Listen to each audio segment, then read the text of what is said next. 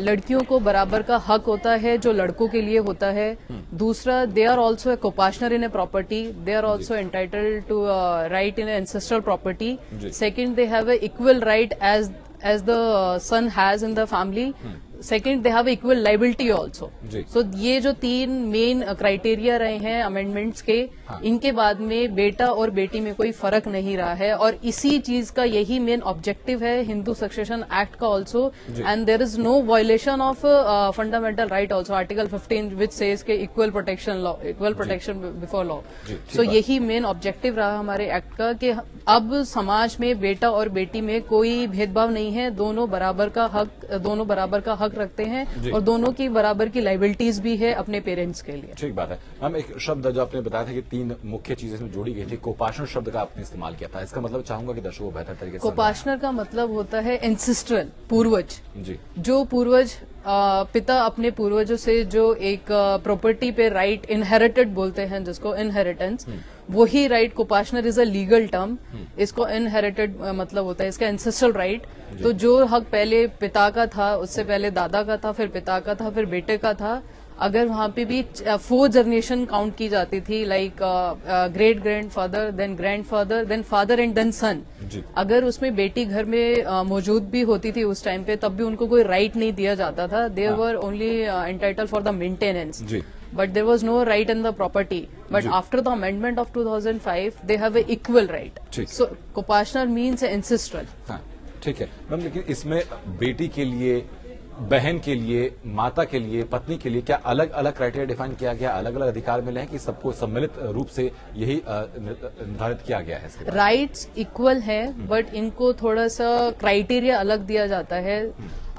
जैसे हम एक एग्जांपल ले सकते हैं, अगर आप उस टाइम पे बेटी हैं तो आपका जो हमारी पूर्वजों के जो भी हमारी भूमि रही है उस पे हमारा बराबर का हक है, हमारी बराबर की लाइबिलिटी है। उसके बाद में अगर आप वाइफ हैं, वाइफ के बाद में वाइफ का पूरा राइट रहता है अपनी हस्बैंड की प्रॉपर्टी में। हस्बैंड के बाद अगर हस्बैंड की डेथ भी हो जाती है और उन्हें कोई फादर इन लॉ से प्रॉपर्टी में उनका पूरा हक रहता है ये एंसेस्ट्रल प्रॉपर्टी में।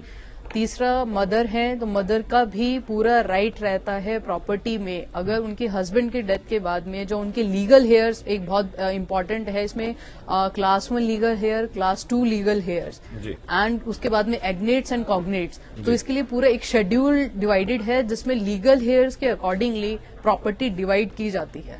ठीक बात है। लेकिन जो बात आपने कही है मैम कि अपने हस्बैंड की प्रॉपर्टी में पूरा अधिकार रहता है, लेकिन सिर्फ जो हस्बैंड ने जो प्रॉपर्टी बनाई है, जो हस्बैंड की अर्जित की हुई प्रॉपर्टी है, सिर्फ उसमें हक रहेगा, या फिर जो एंसेस्ट्रल प्रॉपर्टी हस्बैंड के नाम पर है उस पूरी प्रॉपर्टी में हक रहेगा? एंसेस्ट्रल प्रॉपर्टी में जो हमारा हिंदू सक्सेशन एक्ट है वो बेसिकली कवर करता है एंसेस्ट्रल प्रॉपर्टी।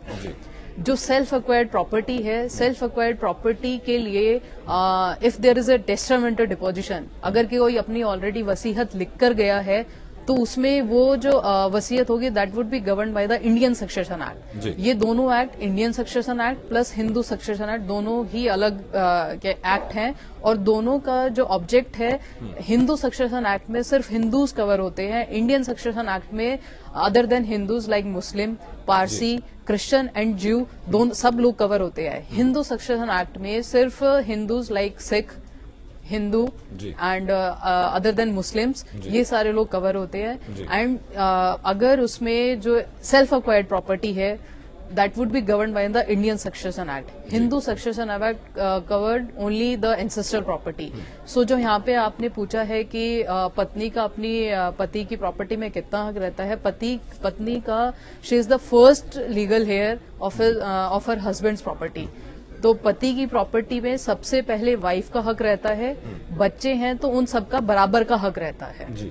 तो ये तीनों क्लास 1 लीगल हेयर्स में आते हैं, पत्नी, बेटा और बेटी, तीनों का है। प्लस हमारे पास एक जो प्रावधान दिया हुआ है section 20 of Hindu succession act, उसमें कहते हैं अगर पति की मृत्यु के टाइम पे बच्चा अगर गर्भ में है तो उसका भी राइट वहीं से डेवलप हो जाता है।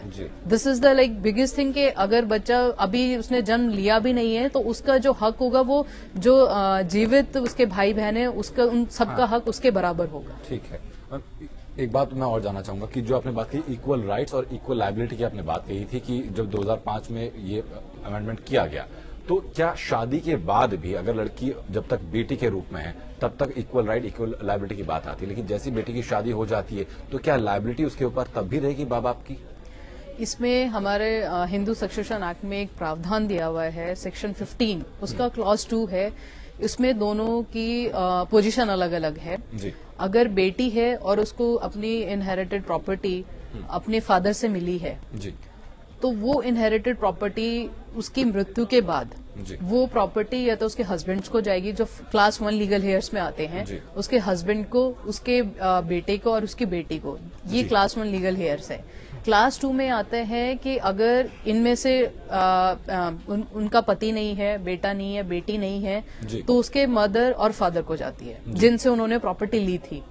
तीसरा आता है कि अगर मदर और फादर भी नहीं है तो वो प्रॉपर्टी जो लड़की के पिता के जो फर्स्ट लीगल हेयर्स है वो उन्हीं को जाती है जी। और दूसरी साइड में अगर पत्नी है, उसकी जो प्रॉपर्टी है वो उसके पति से आती है। वो प्रॉपर्टी उसकी डेथ के बाद में, पत्नी की मृत्यु के बाद में, वो प्रॉपर्टी उसके क्लास 1 लीगल हेयर्स को जाती है, उसके हस्बैंड, उसका बेटा और उसकी बेटी जी। और अगर या फिर वो प्रॉपर्टी उसके पास उसके पति या उसके ससुर जी के पास से आई है जी। उसकी मृत्यु के बाद वो प्रॉपर्टी क्लास 1 लीगल हेयर्स में जाएगी, जो उसका पति, उसका बेटा और बेटी होगा। दूसरे नंबर पे उसके क्या कहते हैं उनके ससुर जी जिनसे प्रॉपर्टी आएगी, तो जो प्रॉपर्टी पत्नी को पति से आई है वो उन्हीं के लीगल हेयर्स के पास जाएगी और जो प्रॉपर्टी बेटी के पास में पिता से आई है वो प्रॉपर्टी उसके पिता के पास ही जाएगी। ठीक बात है। हम ये चीज हमने बात की जो अधिकार है, लेकिन अगर इन अधिकारों का हनन किया जाता है, ये अधिकार दिए नहीं जाते या मिल नहीं पाते, या फर्ज कीजिए कि किसी 2 भाई बहन है, उनके पिता की मृत्यु हो जाती है, भाई प्रॉपर्टी कब्जा लेता है, बहन को कोई प्रॉपर्टी नहीं देता और क्लेम करना चाहती है, तो फिर उसका प्रोसीजर क्या होगा? कहाँ शिकायत दर्ज करें उसकी शिकायत क्या है? उसके लिए पार्टीशन सूट फाइल किया जाता है जी। निचली अदालत में ये सूट फाइल किया जाता है। उसके बेसिस पे आपको अपने एक प्रॉपर पिटीशन फाइल की जाती है, सूट फॉर पार्टीशन जिसको बोलते हैं। उसमें आप अपनी पूरी बात कह सकते हैं कि दिस इज एंसेस्ट्रल प्रॉपर्टी, ये हमारे पूर्वजों की जमीन है और इस पे आफ्टर द अमेंडमेंट ऑफ 2005 मैं as a legal heir of अपने पिता की एक लीगल हेयर होने के नाते मेरा इस पे सबसे पहला हक बनता है और आपको उसमें पूरी अपनी बात कहते हुए ये निचली अदालत में ये पार्टीशन सूट फाइल किया जाता है। ठीक बात है। हम एक बात मैं और जानना चाहूंगा कि एक जो बेटी होती है उसके अपने पिता की संपत्ति पर तो अधिकार होता है, लेकिन उसका जो भाई है उसके भाई की अर्जित की हुई संपत्ति पर भी क्या वो बहन कोई दावा ठोक सकती है? जो बहन जो दावा कर सकती है अपने पिता के सिर्फ अपने हिस्से पे दावा कर सकती है। अगर हम एग्जांपल ले सकते हैं, अगर 100 स्क्वायर यार्ड्स एक प्रॉपर्टी है और उन पे एक भाई और एक बहन है, तो सिर्फ जो उसका 50% जो उसका आएगा वो सिर्फ उस पे दावा कर सकती है अपने हक पे। अगर उसके भाई ने उसके हिस्से को हड़प लिया है तो वो सिर्फ अपने हिस्से के लिए दावा कर सकती है। ठीक बात है। इस वक्त योगिता खत्री मध्य प्रदेश से हमारे दर्शक हम तक जुड़ चुके हैं। योगिता, स्वागत है आपका, अपनी बात आप रखिए। मदर इन लॉ है, सीनियर सिटीजन है। योगिता, आपकी आवाज हम तक सही से पहुंच नहीं पाई, अपनी बात जरा दोहराइए आप एक बार। सर, मैं योगिता खत्री बोल रही हूँ जी। मैं कहना चाहती हूँ, जानना चाहती हूँ कि सीनियर सिटीजन के बेस पे जो कानूनी प्रावधान है कि अगर सीनियर सिटीजन हो जाती है उस पोजीशन में हाई कोर्ट से अपना फैसला कैसे ले सकती है वो? मैं किस बारे में फैसला लेना है आपको? प्रॉपर्टी के बारे में। नहीं मैम, प्रॉपर्टी में दिक्कत क्या है? सीनियर सिटीजन हो गए, फैसला अभी तक नहीं आया है हाई कोर्ट से। अब उस ऐसी हालत में है कि वो अपना फैसला कोर्ट द्वारा। अच्छा, अभी कह रहे हैं कि हाई कोर्ट में केस आपका लंबित है और सीनियर सिटीजन होने के नाते क्या उन्हें कोई रियायत मिल सकती है? सीनियर सिटीजन के बेस पे कैसे ले सकती है वो अपना ठीक फैसला? है अखिला जी, क्या ऐसा कोई प्रावधान हमारे पास है कि सीनियर सिटीजन को कुछ रियायत मिले या फिर उनका केस की जल्द सुनवाई हो सके? इसमें सीनियर सिटीजन के लिए ऐसा कोई प्रावधान नहीं है, बट इन्हें अपना स्टेटस चेक करने के लिए ये जो भी इनका अगर केस लंबित है, हाई कोर्ट में भी पेंडिंग है, तो ये अपना केस नंबर लेके वहाँ की रजिस्ट्री से वो अपना स्टेटस पता कर रखे हैं। और आजकल हाई कोर्ट में स्टेटस ऑनलाइन भी अपडेट होते हैं, तो ये अपना केस नंबर डाल के ये ऑनलाइन भी हर हाई कोर्ट की अलग अलग वेबसाइट्स है, वहां पर आप ये अपना ऑनलाइन स्टेटस भी चेक कर सकती हैं। और अगर ऑनलाइन नहीं चेक कर सकती हैं तो ये हाई कोर्ट में रजिस्ट्री में जाके स्टेटस पता कर सकती है। इसके लिए एक अर्ली हियरिंग की एप्लीकेशन लगा सकते हैं अगर काफी टाइम से मैटर कोर्ट में नहीं आया है। जी, ठीक बात है। तो एकदम मैं समझता हूं कि अंकिता ने जो जवाब दिया है वो बेहतर आपके लिए कामगार साबित होगा। उसके अलावा भी अगर आपको कोई दिक्कत सामने आती है तो हम यहाँ आपके साथ मौजूद हैं। आप किसी भी वक्त हमें कॉल करके हमें अपनी लीगल समस्या बताकर हमसे निःशुल्क सहायता आप प्राप्त कर सकें। बहुत बहुत शुक्रिया आपका हम तक जुड़ने के लिए। फिलहाल अर्चना जी, अभी तक हमने ये बात की कि अगर किसी मेल की प्रॉपर्टी होती है, पिता की प्रॉपर्टी होती है, तो उसमें क्या क्या अधिकार है, लेकिन अगर प्रॉपर्टी किसी महिला की हो तो उसमें फिर बेटों का अधिकार क्या रहता है, उसमें कैसे बंटवारा होता है?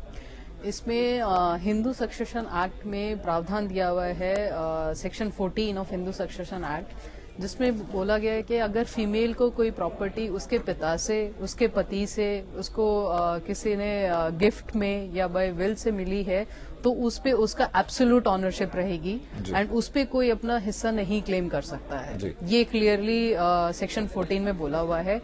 बट अगर वो प्रॉपर्टी उस महिला को किसी डिक्री के दौरान या किसी कोर्ट के ऑर्डर से या वो गिफ्ट में एक्वायर की हुई है तो वो लिमिटेड राइट है उस पर। अदरवाइज अगर कोई भी प्रॉपर्टी उन्होंने खुद खरीदी है, जो स्त्रीधन पे महिला का एक एक्सक्लूसिव राइट होता है, उसके अलावा अगर वो प्रॉपर्टी उन्होंने खुद खरीदी है या उनको पिता से, पति से मिली है तो उन पे उनका एब्सोल्यूट ऑनरशिप रहेगी। ठीक है, लेकिन अगर किसी महिला ने प्रॉपर्टी खुद खरीदी है तो क्या उसके लीगल राइट पति के पास भी होंगे कि नहीं होंगे? उसके लिए अगर महिला की मृत्यु के टाइम पे उसने बकायदा कोई विल रजिस्टर नहीं करी है, there is no testamentary deposition, तो जो प्रॉपर्टी है फिर वो उसके जो फर्स्ट क्लास लीगल हेयर जो मैंने बताया था उसके दौरान वो प्रॉपर्टी अगर उनके बेटे हैं, बेटी है और पति है तो उनमें डिवाइड हो जाएगी। अदरवाइज इन केस में अगर कोई भी लीगल हेयर नहीं होता है तो गवर्नमेंट उस प्रॉपर्टी को एक्वायर कर लेती है। ठीक है मैम, इस वक्त भोजपुर आरा से काजल हमारे दर्शक हम जुड़ चुके हैं। काजल, स्वागत है आपका, अपनी बात आप रखिए। हाँ सर जी काजल। बोले है ना कि हमारा शादी 2014 में हुआ था, 28 जून के मंदिर में और 30 जून के आरा कोर्ट में शादी हुआ था जी।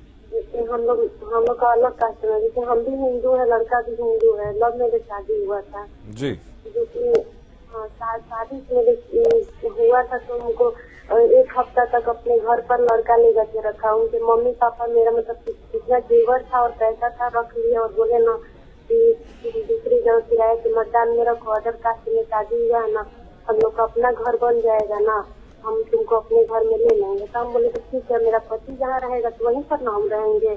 तो हम उतना ऐसे नहीं किए। फिर जहाँ मेरे पति दुकान खोलते थे वहीं पर किराए के रूम में रखे थे, फिर रखे। उसके बाद हम गर्भवती हुए तो हमको अबॉर्शन करा दिया गया, मतलब कि अब हम कहीं कुछ कर भी नहीं सकते। बाहर मम्मी पापा को छोड़ दें तो हम वो नहीं है कि हम जा सकते हैं उन लोग के पास।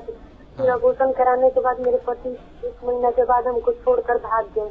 11 महीना मेरे साथ रहे हैं। उसके बाद से हम केस किए जाकर नाम। ठीक है काजल, आपकी बात मैं पूरी समझ रहा हूँ। अंकिता जी, जो अगर आप इनकी बात पूरी तरीके से समझ पाई हैं, क्या रास्ता इनके पास रहता है इस चीज को लेकर? शादी हुई, इनकी जो जेवर थे दहेज में इनको मिले थे वो सब ससुराल वालों ने रख लिए, अबॉर्शन भी इनका एक बार हो चुका है, उसके बाद हस्बैंड इनको छोड़ दिया है। तो इनका अगर इनके घर में एंसेस्ट्रल प्रॉपर्टी है तो उसके लिए तो ये पार्टीशन सूट भी फाइल कर सकते हैं, या फिर डोमेस्टिक वायलेंस एक्ट जो है इसको हमने डिटेल में डिस्कस भी किया था। डोमेस्टिक वायलेंस एक्ट में आप ये सेक्शन 12 के जो प्रावधान दिया हुआ है डोमेस्टिक वायलेंस एक्ट में, उसमें कंप्लेंट डालिए। उसके साथ में आपको residence order, protection order and custody orders, जिसमें आप अपने खर्चे के लिए मांग सकते हैं, प्लस अपनी उसमें आप लिस्ट बना के दे सकते हैं जो जो आपका स्त्री धन रहा है, क्योंकि स्त्री धन पे महिला का एक एक्सक्लूसिव राइट रहता है। तो इन सारे आप सेक्शन 12 की कंप्लेंट जाएगी डोमेस्टिक वायलेंस एक्ट में, जो भी इनका कंसर्न कोर्ट होगा इनके एरिया में, महिला कोर्ट में ये मैटर जाएगा और वहां पे इनको ये एक एप्लीकेशन लगती है अलग से, जहां पे आप प्रोटेक्शन ऑर्डर मांग सकती हैं और अपने रहने के लिए जगह मांग सकती हैं कोर्ट के ऑर्डर के थ्रू। इस वक्त अर्पिता हमारे साथ राजस्थान से हमारे दर्शक जुड़ चुकी हैं। अर्पिता, स्वागत है आपका, अपनी बात आप रखिए। हेलो जी अर्पिता। सर, मेरी माता जी ने एक वसीयत बनाई है जिसमें हमारे तीनों बहनों के नाम संपत्ति की है जी। एक प्रॉपर्टी की है, लेकिन वो हमारे मेरे जो 3 भाई हैं वो उस वसीयत को गलत साबित करने में लगे हुए हैं। कह रहे हैं कि हमारी माता जी नॉर्मल नहीं थी, एबनॉर्मल थी, वो ये वसीयत नहीं कर सकती थी। ठीक है। जबकि मेरी माता जी बिल्कुल स्वस्थ थी, नॉर्मल थी। हाँ। तो मैं जी किस तरह साबित करूं कि मेरी माता जी स्वस्थ थी? ठीक है अर्पिता, आपकी बात मैं समझ रहा हूँ। अंकिता जी, इस केस में अगर कोई व्यक्ति अपनी मृत्यु के टाइम पे अपनी वसीयत लिखकर जाता है तो आप, और अगर उस वसीयत की जेन्युइननेस पे कोई क्वेश्चन उठा देता है तो जो भी कंसेंट कोर्ट होगा वहां पे एक प्रोबेट का केस चलेगा। प्रोबेट का केस आप डाल दीजिए और वहां पे आपको जो भी उनसे रिलेटेड जो भी डॉक्यूमेंट है, अगर वो वसीयत रजिस्टर्ड नहीं है तो उनकी हैंडराइटिंग, कोई पहले की कोई हैंडराइटिंग उससे मैच की जाएगी। जो भी आप उससे उसके सपोर्ट में जो भी वहां पे डॉक्यूमेंट्स लगा सकते हैं वो लगा दीजिए।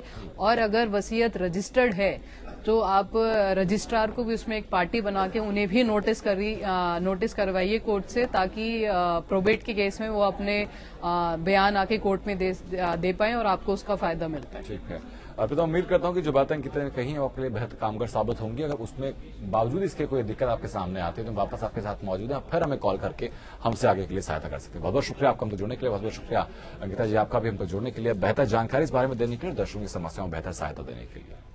और लीगल हेल्प में फिलहाल सिर्फ इतना ही। आप देखते रहिए। नमस्कार।